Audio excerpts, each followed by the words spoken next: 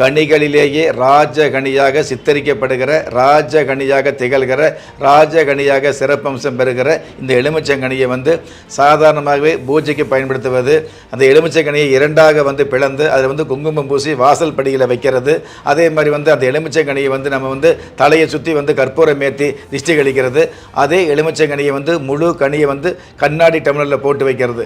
கண்ணாடி டம்ளரில் நேர டம்ளர் நீரை ஊற்றி அதுக்கப்புறம் இந்த கனியை போட்டு வைக்கிறது ஒரு வழக்கமாக வச்சுக்கிட்டு இருக்கிறோம். தனியாகவே எலுமிச்சங்கனி இருந்தது அப்படின்னா எலுமிச்சங்கனி இருக்கக்கூடிய அந்த இடத்துல அசுப சக்திகளோ துஷ்ட சக்திகளோ அண்டாமல் இருக்கக்கூடிய ஒரு மிகப்பெரிய சக்தியை இந்த எலுமிச்சங்கனி கொடுக்குது அப்படிங்கிறது சாஸ்திர ரீதியான உண்மை. அதனால தான் எலுமிச்சங்கனி சிறிய கனியாகவே இருந்தால் கூட, பலாப்பழம் பெரிய பழமாகவே இருந்தால் கூட, இந்த சிறிய கனிக்கு மட்டும்தான் ராஜகனி அப்படிங்கிற ஒரு சிறப்பம்சத்தை சாஸ்திரம் கொடுத்து வச்சிருக்குது.